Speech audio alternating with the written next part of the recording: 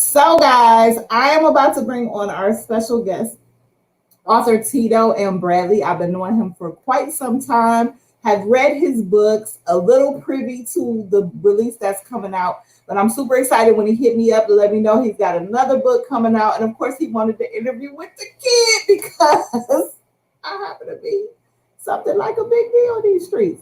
Anywho, guess who it is? So without further ado, I'd like to bring to you my brother, Mr. Author Tito M. Bradley.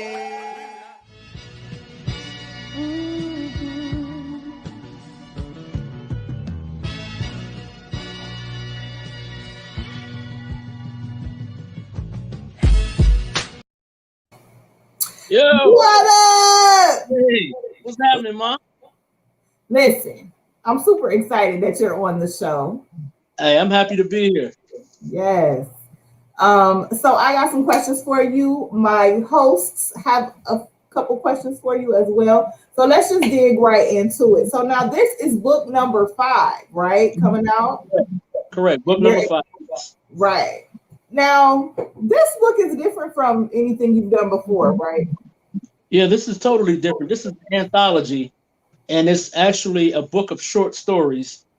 And I'm actually, what you're doing right now, you are involved in history, actually in the making. What I've done with this book has never been done before. Wow. Tell me about that. Tell us about that.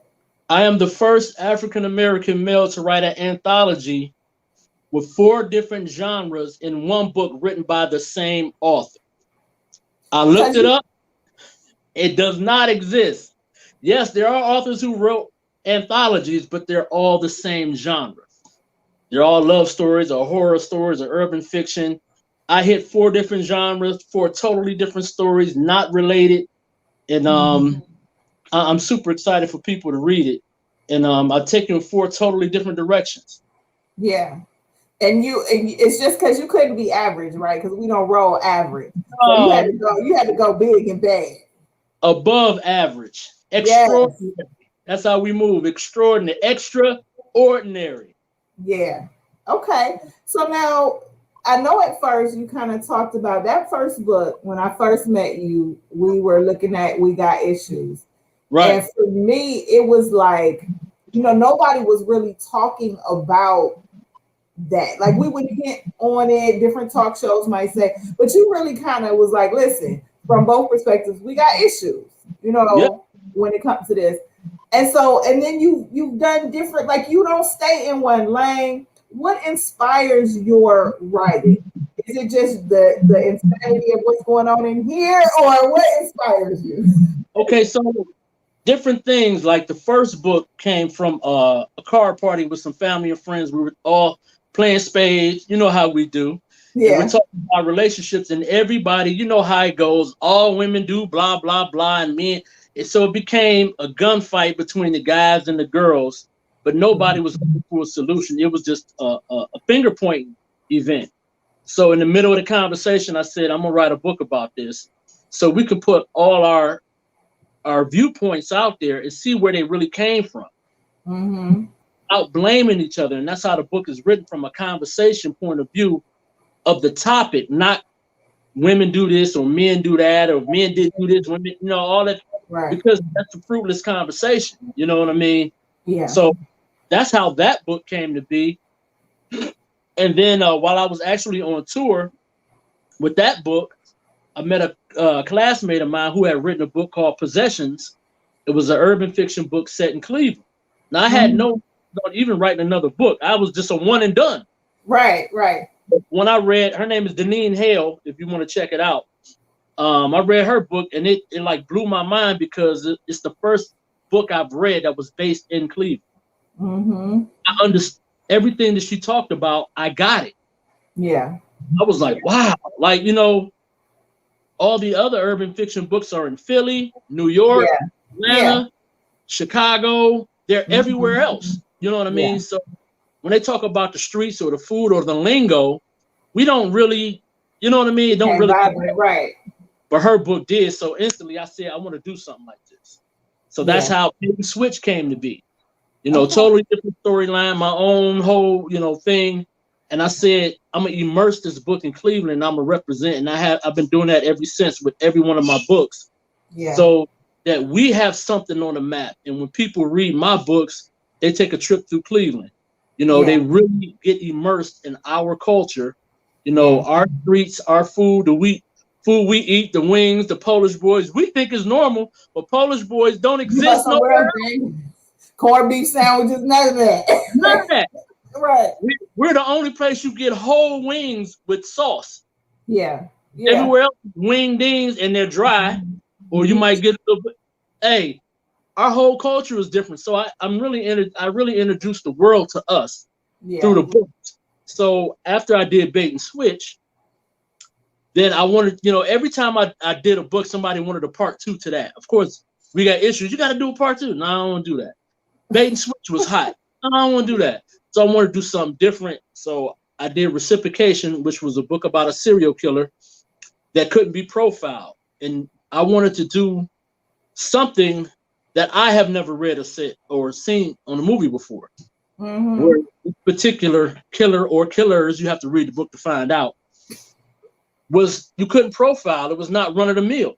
There was not a particular type of victim, a particular way to kill, you know, victims. It was all over the place. You know what I mean? It was like Saw and the movie 7 put together, like you was, but it all made sense in the end. You know what I mean? So that was my third book. Fourth book was I jumped out of that. Of course, people wanted another Reciprocation, and I don't want to do that. So my wife and I went to go see a movie that was it was based on a book that was supposed to be so hot. Shout out to your wife, by the way. I love her. Shout out to her. I love her too. I'm thinking about keeping her. This our 5-year anniversary is next month. Actually, our wedding anniversary. We've been together 10 years. I might keep her. But so we go to the movies, right, to see this movie. It's based on this hot, steamy book. I'm not gonna say the name of the movie, but it has a color in it. Okay. Right? So, and it has a number in it. Okay. So in the movie theater, I'm all, you know, I'm a freak like most people. I'm thinking we finna go there. I'm nodding off. I'm like, you got to be kidding. Like, really, this is all the. Now, I never read the book, so I can't say what the book was. But I know all the women were like going crazy for this book. But I'm looking at the movie like, this is like, this is. I want my money back. It was long. The first thing I said when we left, I could do better than that. And that's how Blue Euphoria came to be. And I jumped head on into this erotic novel. And I'm telling you, I took it there, out the gate.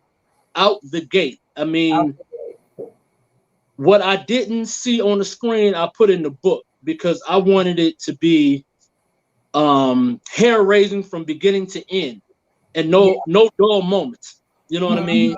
Yeah. Constant. Well, you know what I mean? Trying to figure out what's going on and not just about two characters. Can I cuss on here? I'd rather you didn't. Okay. That's why I asked. Well, everybody getting it in the whole story, not just two people. Right. The whole, you know what I mean? Because everybody involved is getting it in. So, and that served me well. You know, when I'm doing book signings, I have a catalog that people like.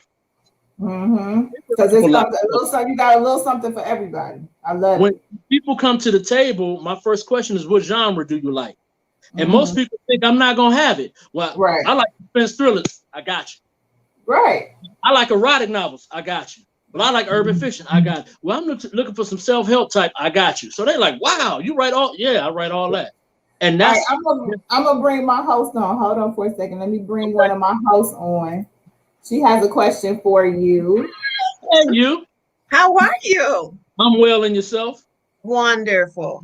Great. So I know you said that out of all of the books that you've written, people have come back and said, where's the next one? And you said no reciprocation. However, with that We Got Issues, there are so many people, especially through COVID, that have had marital issues.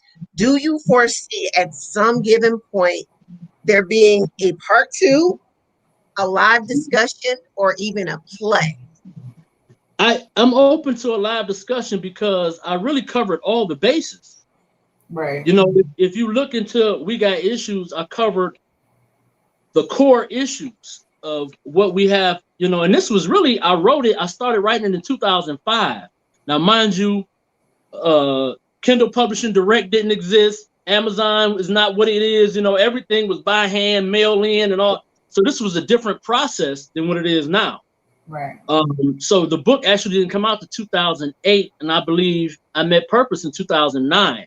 Mm-hmm. I believe, you know, if I got my time right. But even though it was written that long ago, many of the things I talk about in the book are applicable today.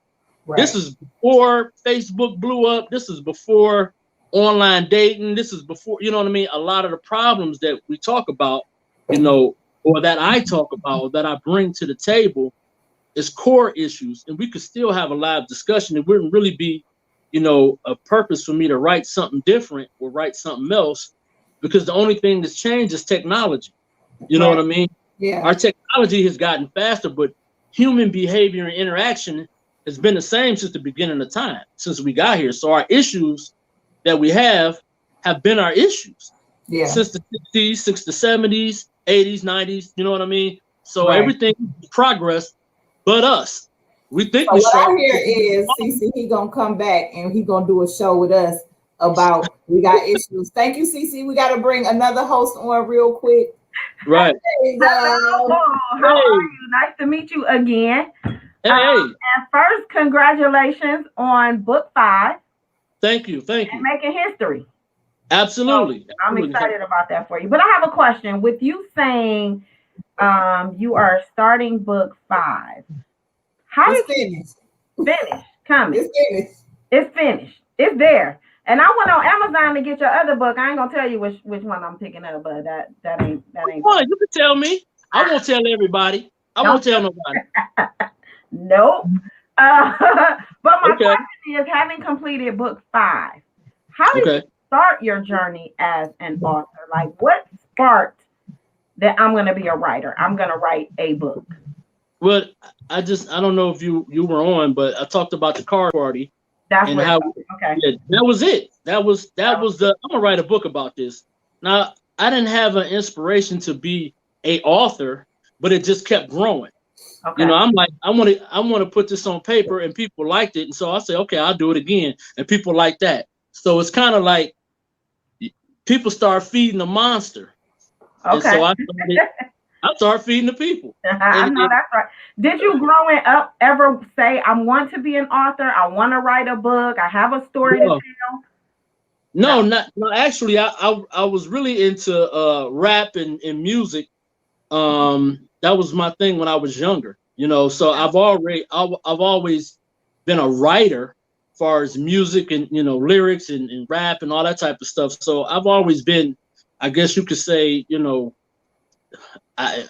in that lane. But far as to be a writer, book, no, it wasn't. It came and got me. I wasn't looking for it, but we're here now. That's good. That's good. Congratulations. All right, thanks, Nicole. And then last but not least, we got host Kim with a question. Oh, hello. Hey, Kim. How are you?